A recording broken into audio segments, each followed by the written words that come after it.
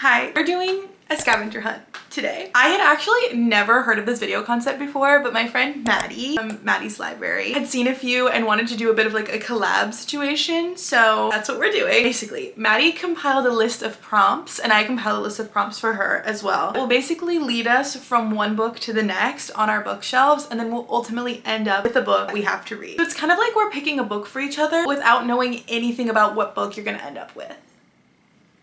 It's kind of really fun. I filmed hers yesterday and she hasn't told me what book she got yet, but I'm very excited to find out. But I wanted to do mine first and then report back to her. So before we start, I want to preface this by saying, typically people do this with like their main bookshelf setup. I have books spread out literally all over my entire apartment. I have this one bookshelf in my room, which I'll show you. I'm going to reposition the camera here in a second, but I also turned around all the books on my bottom shelf. Usually they're faced around because it really bothers me. It's mostly my Shadowhunters books, and I have like every single different version of them imaginable, and it looks really incohesive and it really bothers me. So usually I have them turned around, but I have faced the spines out for the purpose of this video. I actually realized I had books down there I had forgotten that I owned, so that's fun. But I basically have this shelf. I have my TBR cart over there, which I'll also be using for the purpose of this video. And then I have books in a bunch of other places. I have a little collection right here. I have a stack in the corner of my room, the bottom half of which is behind my chair. So I literally can't even see what's in there. I'll have to like do some scrounging around and it'll be really annoying. So hopefully I can focus on this one. But I also have a little bookshelf behind you that has a few books in it. And then there's also a main bookshelf in my living room that is full of stuff. Mostly mine. I'm going to be attempting to focus on this shelf and just pull from this shelf and my TBR cart. We might have to take a few adventures depending on how specific Maddie's prompts are. I haven't read them yet. So we'll be finding out together. We'll be going on this journey together. I'm really excited. I think this is going to be fun. And hopefully it goes really well and I end up with a good book that I'm really excited to read. So we'll just have to see how it goes. So with that being said, let me actually go ahead and reposition you so that you can see my entire bookshelf here and then some of my TBR cart if I'm going to be pulling from it. So let's move. Okay, I adjusted it a little bit so that when I am searching, you can see the bottom shelf, kind of like if I have to count down there for whatever reason, and then you can see the top of the TBR cart. Just wanted to make it a little bit more accessible. So go ahead and get started. So prompt number 1, pick a book you gave 5 stars within the past 4 months. Okay, but a Goodreads. In the last 4 months, I mean this month alone, I reread Happy Place and gave her 6 stars. Like that is a 6-star read for me. And I reread The Raven Boys, which is the first book of the Raven cycle. And I gave that 5 stars. Anything before that? Ooh, The Secret History. That's a full 5 stars. That's a full 5 stars, and it was a first time read, but it's under this list. And I don't really want to have to pull it out, even though it really wouldn't be that hard. I think I'm gonna go with Happy Place. I think I'm gonna pull Happy Place. So let me grab her. Prompt number 2 is pick a book on your TBR that you think has similar vibes. Okay, the thing is, I don't have very much romance or like, this is like coming of age, kind of like coming of age in your 30s vibes. There's like strong themes of friendship. It's like summer, very emotional, rom-com-y vibes. I have romantic comedy by Curtis Sittenfeld. I have You Again, which feels like a very fall rom-com romance with like dislikable characters, which this is definitely not that. So I don't think they're the same vibe. 28 Summers, which definitely has the summer vibe in common, but it feels more of like a adult like family story vibe, so I don't know about that. Honestly, this might be incorrect. Like this might not be correct. Like they might have very different vibes, but I know there's a fake dating or like fake engaged trope in this. And I know there's fake dating in the book I'm about to pull. So we're gonna run with that. Love Theoretically by Miss Allie Hazelwood. My book club's pick for the month, so it is on my TBR. I just have it on my shelf because it's cute. It matches the vibes of my little romance rainbow shelf. So we're gonna go with Love Theoretically by Allie Hazelwood for this prompt. Okay, flip to page 115, look at the first sentence and find a book title that contains one of the words in that sentence. Okay. 115. Okay, the first sentence on page 115 is, he studies me for a long moment, silent, then asks, will. Okay, so we have studies, long, moment, silent, asks again. So there's a lot of words. It just says find a book title that contains one of the words. Okay, so I'm gonna go grab a book that I've already read from the living room and I'll be right back. The Silent Patient. We went with silent. I literally, like, I don't even really like this book. Like, I actually really don't care for it, but it kind of lived in my head. So that was my first thought. So taking it, we're running with it. Prompt number 4. Pick a book you have read with the same color scheme in the cover. Okay, so kind of like white, creamy white, like creamy white red, and books that I have read. So that would be over here. Honestly, nothing's jumping out at me with like a lighter cover. Let me scour my apartment really quick and I'll be right back. Okay, I pulled two options and honestly, they're both kind of stretches, but let me show you. Okay, first of all, we have A Good Girl's Guide to Murder. Okay, it's gray. Don't get me wrong, I know that it's gray. And this is cream, like tan. But I feel like the vibes are like very similar. Both have red and like a lighter backdrop. Alternatively, now this is a bit of a stretch. Like, I'm actually embarrassed now holding it up. Only because it's like a light cover. Even though this is pink, this is tan. Again, I'm aware. But it has the red writing. You know, I'm looking at it more and I'm like, no. So, okay. So, we're gonna go with A Good Girl's Guide to Murder. Right? Yeah, okay, well, it's all I got. So, okay, flip to a random page, divide by 15, and count that many books over on your shelf from the last pick. Where did I pull this from? This will be interesting. This will be interesting because I did pull it from my stack. This is chaotic. Me having books all over my apartment, so chaotic. Okay. 144. 144 divided by 15. 9.6. Okay, I'm gonna take you on my phone camera just to show me counting because it's in the corner of my room, so. Let's go. Okay, so since it was 9.6, I'm gonna do 10. I'm gonna do 10 from where it is. So we're gonna start here. And I am gonna try and show you behind the chair, but it might be a bit of a difficult view. So I'm loving this. Okay, 1, 2, 3, 4, 5, 6, 7, 8, 9, 10. Can you see that? It's Delirium. I'm gonna pull it out. So we have Delirium by Lauren Oliver. Pulled through my corner book stack. One of these days I'm gonna get an actual standing bookshelf for that corner. That day is not today though. Today I do still have to take, it's a whole thing. It's been a whole thing since I started this channel and it will never stop being funny. Okay, pick any book with the same amount of words in the title. Okay, well, there's one word. We do have one singular word. Well, right off the bat, we have Caraval, the top shelf of my TBR cart. And honestly, that's what I'm gonna pick. So let me grab her. Caraval by Stephanie Garber, unread from the TBR cart. So prompt number 7 is look at the dedication, use one of the words/names to find your next book. Okay, let me look at the dedication. Wait, this is very sweet. To my mom and dad for teaching me the meaning of unconditional love. Wait, that's really sweet. Well, we have teaching, meaning, unconditional love, mom and dad. I'm thinking I have like something like meaning. Meaning is ringing a bell in my mind. Like, why do I feel like I have a book that says meaning in it? Well, you know what I do have? I do have a book with love. I do have a book with love in the title. So I could pull her, but why do I feel like I have something that says meaning? Am I having a stroke? Like, I have to look at my Goodreads. Let me see. Okay, I couldn't find anything that says meaning in it. I don't know. So I'm gonna go with the word love. Let me grab it. We have Everything I Know About Love by Dolly Alderton. Love. Okay, pick a book whose page count is within 30 pages of the page count of the last pick. Okay, very digestible size. I love this for me. It'd be helpful to go on Goodreads and count. Okay, sort by page count. Okay, let's see. So this one has, wow, this is not as digestible as I thought. 358 pages. So I'm on my physical TBR shelf on Goodreads and I have it sorted by page count. So let's see. Now that is interesting. Daisy Jones and the Six has 355. No way. Wait a second. Okay, I have two really good options. Let me pull them and show you what I'm choosing between. Okay, so here are my two options on either side of Everything I Know About Love, page count wise. Red Rising by Pierce Brown, which is like a sci-fi dystopia that's been very popular on BookTube, BookTok for the last while. Then we have Daisy Jones and the Six, which is one of Taylor Jenkins Reid's like famous 4 books. I have read the other 3. I haven't read this one. I've seen the show though, is the only thing that like stops me from wanting to read it. It's just, I like feel like I need more distance, like more time to pass from having watched the show. So I think it's Red Rising, which is very exciting. This is on like my priority TBR. Like this is on my 24 books in 2024 list, which is very exciting because I'm trying to get to as many of those per month as I can. Like wipe them out before the end of the year. So I'm very excited and I think I'm gonna go with this one. It says within 30 pages, right? It has 382, which puts it within the 30 mark of 58 and I'm really excited. Okay, that was stressful but also fun and I hope you had fun too. Okay, let's go get started reading this.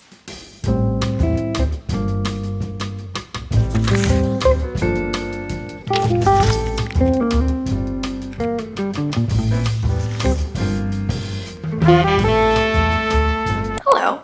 I pulled out my camera to give a first impressions update and then realized I never even explained what this book is.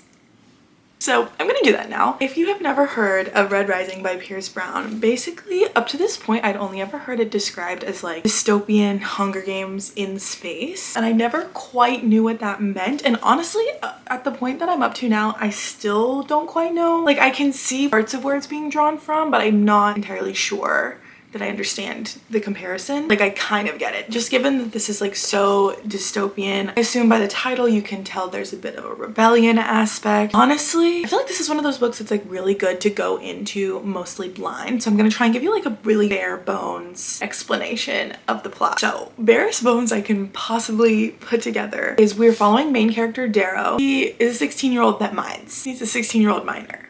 And his people are called Reds, which basically their society in this futuristic world is divided up into a class/caste system that is distinguished into colors. So it goes all the way from reds at the bottom of the totem pole up to golds at the very top. And there's a bunch of different layers in between. Basically, your color determines your status, your profession, where you can live, etc. So Darrow and his people are Reds. They live on Mars, and their responsibility is mining helium-3 to terraform the planet and prepare it for the rest of civilization to come join them eventually. So they kind of see themselves as pioneers, sacrificers for the greater good. And yeah, I don't really want to give that much more information because A, I don't really have that much more information, and B, I feel like as the story unfolds, it's a lot more fun to like experience it yourself. Obviously, if you want to know more, you can read the Goodreads description. I will say, now having been into the book a little bit more, I went back and read the Goodreads description because it has so much more information than what's on the back. Like, the back is literally 3 sentences, very vague, and on purpose because I feel like it's so much more fun to like experience it. You know what I mean? When I started reading this, I didn't realize, like, I guess like when I was starting the book, like right after the acknowledgements page, there's this page. Okay, it's basically like a little prologue. I didn't read it. I didn't see it. I didn't see it. So there's a little bit of like foreshadowing, like giving you a little hint of what's to come. And I just didn't see it. Literally didn't see it at all. I just started with chapter 1, Helldiver. So up to the point where I'm at now, I'm on page 72, 74, somewhere in there. And I will say I'm enjoying it. I read a bunch of it when I was at CarMax yesterday, and I was having just a great time overall. There's a lot of information. As is par for the course, I feel like with a world building situation, there are so many words being said that are just going over my head, especially because like I'm such a skimmer. Like when I am reading something like this, I'm just coasting, letting the words and like vocabulary and stuff that I don't quite understand just like sound like gibberish in my mind, and I'm kind of like, I'll figure that out later. And it's kind of like biting me in the ass a little bit because there's several names and like terms that keep coming back up where I like don't understand, and I have to go back and look. I'm not the kind of patient reader that can like really sit there and like read chunks of information until they compute in my brain. I'm the kind of person that just keeps reading until I understand, like until the context and like how immersed I am in the story is just filling in the blanks for me, which is like not great. So it's not that it's like overwhelming or anything. It's just like when you're in a new world, obviously the characters are fully using like the vocabulary and not of their world, and so you just have to figure it out eventually. But it'll be fine. I'll be fine. I'm still enjoying it. It does feel a bit dense because of that, because every once in a while I feel like I have to go back and like determine who's who. I guess a lot of it is the names, I will say, for me right now. By the end of it, I'll know who everyone is and it'll be fine. It's definitely done very well. Like, I can really appreciate what Pierce Brown is doing and like the world he's building and like where the story is going now that I know. I'm a skim reader, and it does me a disservice every once in a while. That's where we're at with this. I will say, in terms of like my first impressions update, beyond that, I'm really enjoying it. The world is so interesting. I love a story of rebellion. I love a dystopia. Like, it's just so good, and it's so impressive when it's a world like this that's so massive and elaborate. Like, it's very, very impressive, the author's part and all of it. Then also, I wanted to say, I listened to some of the audiobook on Audible because it's free on there for some reason, and the narrator uses an Irish accent for Darrow and his family members and whatnot. And so now, after listening to like that little bit, my brain is automatically reading a lot of this with an Irish accent, and it automatically made it like 15 times better. So having a lot of fun with that. And yeah, that's really all I have to say up to this point. Again, I'm really liking it. I'm kind of waiting for the coasting feeling to like actually be real, like for me to actually be in the world and like fully understand everything, and then I think I'll like really be enjoying myself. I'm sure it's coming, considering the way that like everyone rants and raves about the series. Like, I'm waiting for like the like immersed, obsessed feelings to start, and I have a feeling they're coming. Not in the story, I have a feeling they're coming. So anyways, I'm going to read more of this today. I will come back to you with more updates. Okay, talk to you later.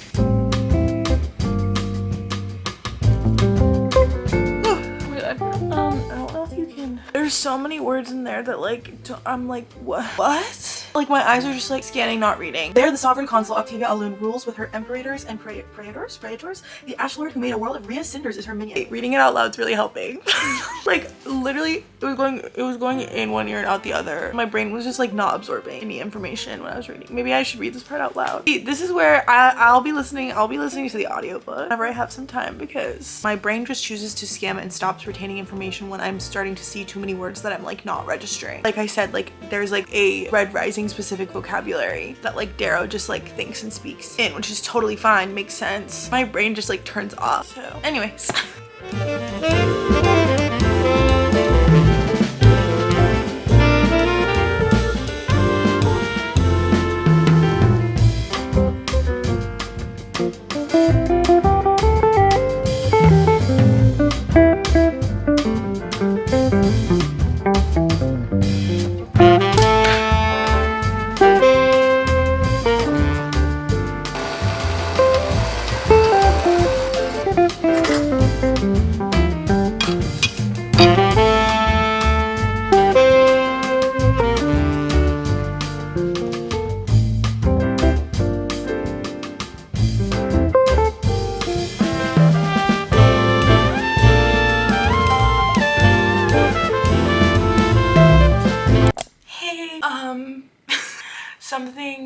Something happened. I finished. First of all, I want to apologize for the insane lighting. It's dark outside. I think the last time I talked to the camera, like actually spoke to the camera and updated about where I was at, only on page like 72, 74. Yeah.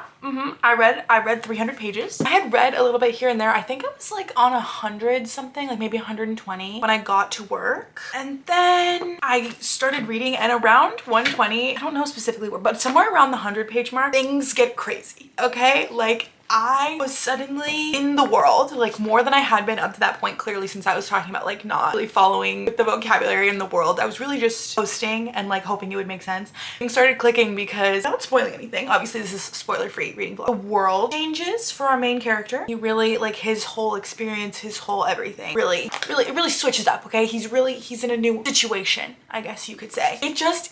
It gets so good. I will say I do understand more like the Hunger Games comparison, but also it just kind of feels like every other dystopia, but not in a bad way. Just like there's like elements of every like really famous dystopia series that I have read, at least. Like parts of it were giving Maze Runner, parts of it were giving Hunger Games, parts of it were giving Divergent. Like there are a bunch of things that feel very familiar, and honestly kind of like helped with like grasping the world in that sense and like really feeling immersed in the story, because it just felt like familiar. But also there's so much in this that's like brand new and really fun. And yeah, I ended up just binging the whole back 3/4 to 2/3. I binged at work, and I was trying to save, like I literally made myself stop when I had like 80 pages left, and I was like, okay, you're gonna read this when you get home. But I tell you, there was like actually nothing going on at my work that day, so I was just like sitting there like twiddling my thumbs, like looking at the book sitting next to me, and I was like, you know, I was reading another book at the same time. Like I've been reading slowly Us Against You, the second Beartown book, and I was like, you could like pick up Us Against You, like pick that up, like take a step back, like finish this on camera so you can get your reactions.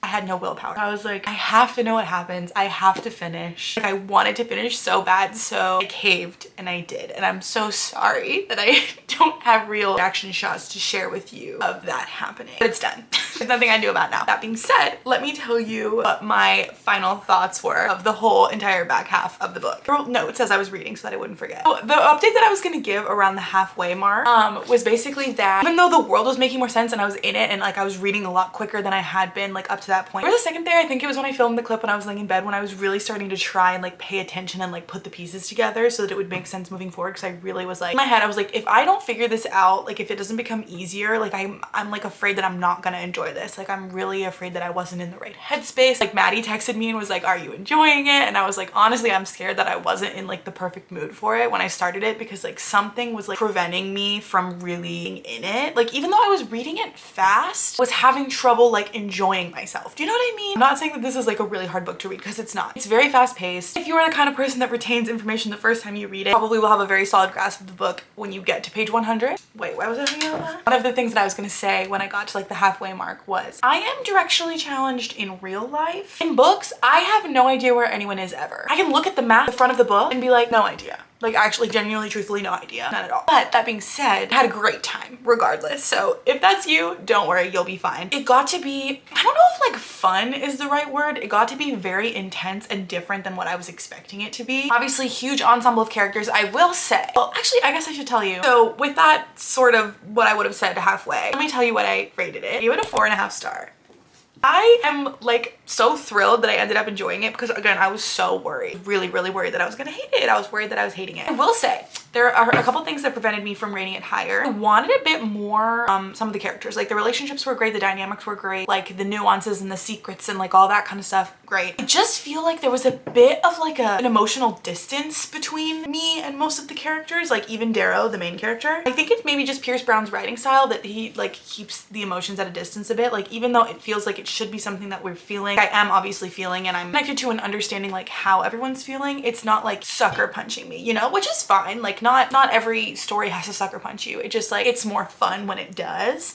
And so there was that. There was something very emotional that happened, something that I wanted to be more emotional that happened towards the end. If you know, you know, hopefully. It's the kind of thing that would usually make me like cry, like sob, but it didn't. Like I kind of like teared up a little bit, but like even that, like I'm usually an easy crier and it didn't get me, which is something that really indicates to me actual emotional distance between me and the characters. It's not necessarily a bad thing. It's just if it had been there, it would have given it that extra nudge up to 5 stars. Also, like the very end felt a little bit underwhelming. This is like a pretty like small book, I feel like, for subject matter, which is good because again, it's like, it's not like he's like harping on stuff. But with that being said, that's not the part that I feel like is lacking. I feel like there were certain events where he's kind of like described what happened instead of like letting you experience them. That's kind of how I felt about like the very end of the book. Like a couple things that happened, it felt like more like I was just being told what happened instead of like in Darrow's perspective, like experiencing them myself. So it felt a little bit underwhelming. It was still a great finale, don't get me wrong. Like I still feel like excited about picking up the second book and I'm still very impressed with the world. But again, just one of those things that like knocked it down a little bit. If it had been done differently, yes, the book would have been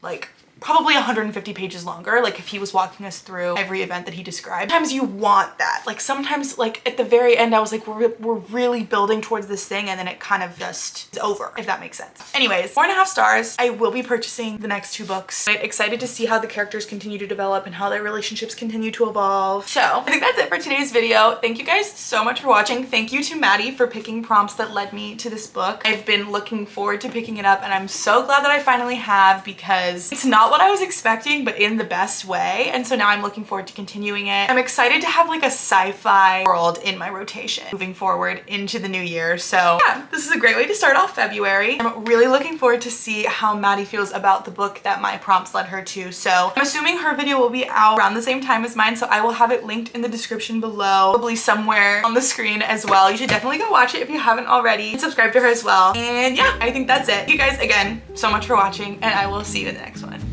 Bye!